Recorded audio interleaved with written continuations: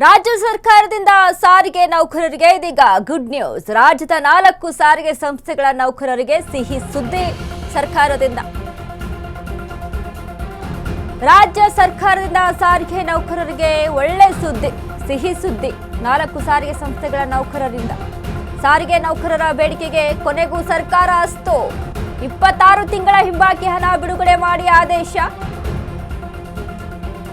1271.92 ಕೋಟಿ. ಮೊದಲ ಹಂತವಾಗಿ 450 ಕೋಟಿ ರೂಪಾಯಿ ಹಣ ಬಿಡುಗಡೆ. 36 ತಿಂಗಳ ಹಿಂಬಾಕಿ ಹಣಕ್ಕೆ ಪಟ್ಟು ಹಿಡಿದಿದ್ದ ನೌಕರರು ಈಗ 26 ತಿಂಗಳ ಹಿಂಬಾಕಿ ಹಣ ಪಾವತಿಸಿದ ಸರ್ಕಾರ. 2021-23 ವರೆಗಿನ ವೇತನ ಪರಿಷ್ಕರಣೆಯ ಹಿಂಬಾಕಿ, ವಾಯವ್ಯ ಮತ್ತು ಕಲ್ಯಾಣ ಕರ್ನಾಟಕ ಸಾರಿಗೆಗೂ ಹಣ ಬಿಡುಗಡೆಯ ಹಣ ವೇತನ ಬಾಕಿಗೆ ಬಳಸಲು ಸೂಚನೆ. ಕೊನೆಗೂ ಸಾರಿಗೆ ನೌಕರರ ಪರ ಕಣ್ಣು ತೆರೆಯಿತು ಸರ್ಕಾರ. ರಾಜ್ಯದ 4 ಸಾರಿಗೆ ಸಂಸ್ಥೆಗಳ ನೌಕರರಿಗೆ ಸಿಹಿ ಸುದ್ದಿ. ಸಾರಿಗೆ ನೌಕರರ ಬೇಡಿಕೆಗೆ ಅಸ್ತು ಎಂದಿದೆ. 26 ತಿಂಗಳ ಹಿಂಬಾಕಿ ಹಣ ಬಿಡುಗಡೆ ಮಾಡಿ ಆದೇಶವನ್ನು ಹೊರಡಿಸಿದೆ.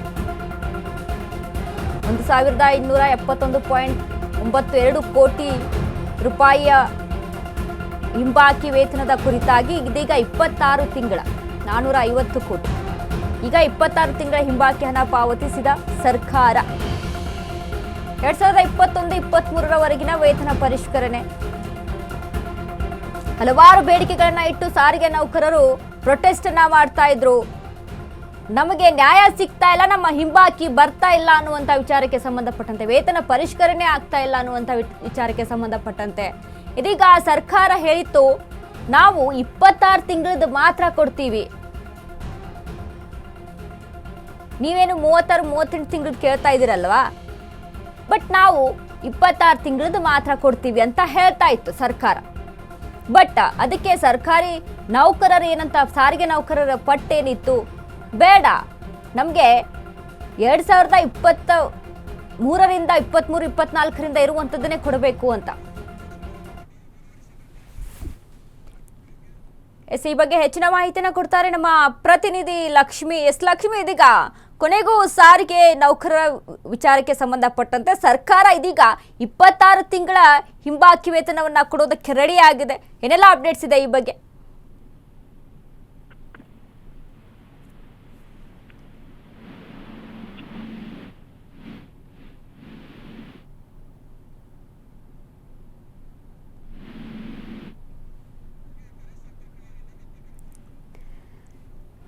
ಸಂಪರ್ಕ ಕಡಿತಗೊಂಡಿದೆ, ಮತ್ತೆ ಪ್ರಯತ್ನ ಮಾಡೋಣ. ಈಗ ನೋಡಿ, ಈಗಾಗಲೇ ಸರ್ಕಾರ ಸಾರಿಗೆ ನೌಕರರ ಪರವಾಗಿ ಸಾಕಷ್ಟು ಪ್ರೊಟೆಸ್ಟ್ಗಳು ನಡೀತಾ ಇದ್ದು, ಸಾರಿಗೆ ನೌಕರರು ಪ್ರೊಟೆಸ್ಟ್ ಅನ್ನ ಮಾಡ್ತಾ ಇದ್ರು. ಸರ್ಕಾರ ನಮ್ಮತ್ತ ನೋಡ್ತಾ ಇಲ್ಲ, ನಾವು ಎಷ್ಟೇ ಮನವಿ ಮಾಡಿದ್ರು ಕೂಡ ನಾವು ಪ್ರೊಟೆಸ್ಟ್ ಅನ್ನ ಮಾಡ್ತೀವಿ ಅಂತ ಮುಂದಾದ್ರೂ ಕೂಡ ನಮ್ಮ ಮೇಲೆ ಎಸ್ಮಾ ಏರ್ತಾ ಇದ್ರು.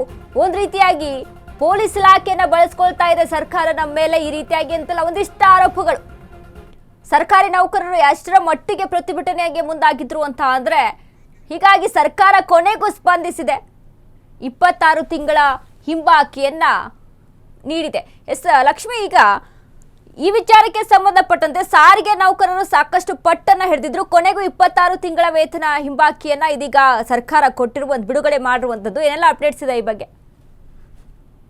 ಎಸ್ ವನಿತಾ, ಈಗಾಗ್ಲೇನು ಸಾರಿಗೆ ನೌಕರರು 32 ತಿಂಗಳ ಹಿಂಬಾಕಿ ವೇತನವನ್ನ ಜೊತೆಗೆ ಅರಿಯರ್ಸ್ ಅನ್ನ ಕೊಡೋದಕ್ಕೆ ಪಟ್ಟು ಹಿಡಿದು ಸಾಕಷ್ಟು ಬಾರಿ ಫ್ರೀಡಂ ಪಾರ್ಕ್ ನ ಮುಂದೆ ಹೋರಾಟ ಮಾಡುವುದಕ್ಕೆ ಮುಂದಾಗಿದ್ರು. ಅದ್ರ ಜೊತೆಗೆ ಸಚಿವರಿಗೂ ಸಹ ಪತ್ರವನ್ನ ಬರೆದಿದ್ರು. ಆದ್ರೆ ಯಾವುದಕ್ಕೂ ಜಗದೇ ಇರುವಂತಹ ಏನು ಸಾರಿಗೆ ಇಲಾಖೆ ಈಗ ಅವರ ಬೇಡಿಕೆಗಳಿಗೆ ಒಂದ್ ರೀತಿಯಲ್ಲಿ ಕೊಡುವುದಕ್ಕೆ ಮುಂದಾಗಿರುವಂತಹದ್ದು. ಕಳೆದ ಬಾರಿಯೂ ಸಹ ಏನು ಫ್ರೀಡಂ ಪಾರ್ಕ್ ನಲ್ಲಿ ಹೋರಾಟ ಮಾಡೋದಕ್ಕೆ ಮುಂದಾಗ್ತಾರೆ. ಆ ಸಂದರ್ಭದಲ್ಲಿ 26 ತಿಂಗಳ ಹಿಂಬಾಕಿ ವೇತನವನ್ನ ನೀಡುವುದಕ್ಕೆ ಸಹ ಏನು ಅನುಮತಿಯನ್ನ ಕೊಟ್ಟಿದ್ರು. ಈಗ ಅದನ್ನ ಅನುಮೋದನೆಯನ್ನ ಮಾಡಿ, ಜೊತೆಗೆ ಈಗ ಅನುದಾನ ಬಿಡುಗಡೆ ಮಾಡೋದಕ್ಕೆ ಮುಂದಾಗಿರುವಂತಹದ್ದು. ಸುಮಾರು 450 ಕೋಟಿ ಹಣವನ್ನ ಬಿಡುಗಡೆ ಮಾಡಿ ಸರ್ಕಾರ ಆದೇಶವನ್ನ ಸದ್ಯಕ್ಕೆ ಹೊರಡಿಸಿರುವಂತದ್ದು.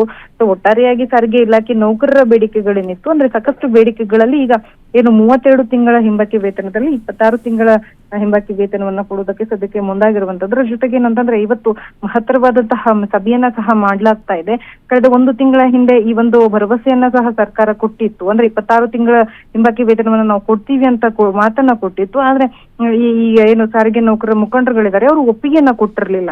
ಸದ್ಯಕ್ಕೆ ತಾತ್ಕಾಲಿಕವಾಗಿ ನಮ್ಮ ಪ್ರೊಟೆಸ್ಟ್ ಅನ್ನ ನಾವು ಹಿಂಪಡಿತೀವಿ ಅಂತ ಹೇಳಿದ್ರು. ಈ ಕುರಿತಂತೆ ಇನ್ನೂ 12 ತಿಂಗಳ ಹಿಂಬಾಕಿ ವೇತನವನ್ನ ಸಹ ನೀಡಬೇಕು ಅಂತ ಹೇಳಿ ಏನು ಕೋರಿಕೆಯನ್ನ ಮಾಡ್ಕೊಂಡಿದ್ರು. ಅದ್ರ ಕುರಿತಾಗಿ ಇವತ್ತು ಮಹತ್ತರವಾದಂತಹ ಸಭೆಯನ್ನ ಸಹ ಸಾರಿಗೆ ಇಲಾಖೆ ಸಚಿವರ ಜೊತೆಗೆ ಮಾಡ್ತಾ ಇರುವಂತಹದ್ದು. ಸೊ ಯಾವ ರೀತಿಯಾಗಿ ಸಾರಿಗೆ ಇಲಾಖೆ ಸಚಿವರು ಜೊತೆಗೆ ಈಗ ಏನು KSRTC MD ಆಗಿರ್ಬೋದು ಇವ್ರುಗಳನ್ನ ಮನವೊಲಿಸೋದಕ್ಕೆ ಪ್ರಯತ್ನ ಮಾಡ್ತಾ ಇದ್ದಾರೆ. ಒಟ್ಟಾರೆಯಾಗಿ ಯಾವ ರೀತಿಯಾಗಿ ಅವರ ಮಾತಿಗೆ ಇವ್ರು ಒಪ್ಕೊಳ್ತಾರ ಅಥವಾ ಇಲ್ಲ ಇನ್ನೂ 12 ತಿಂಗಳ ಹಿಂಬಾಕಿ ವೇತನ ಬೇಕು, ನಮಗೆ ಅರಿಯರ್ಸ್ ಬೇಕು ಅಂತ ಹೇಳಿ ಕೇಳ್ತಾರೋ, ಈ ಎಲ್ಲವೂ ಸದ್ಯಕ್ಕೆ ಸಭೆ ನಡೀತಾ ಇದೆ. ಸಭೆ ಮುಕ್ತಾಯದ ಬಳಿಕ ತಿಳಿದು ಬರುವಂತದ್ದು. ವನಿತಾ, ಥ್ಯಾಂಕ್ ಯು ಲಕ್ಷ್ಮಿ ನಿಮ್ಮೆಲ್ಲ ಅಪ್ಡೇಟ್ಸ್ಗೆ.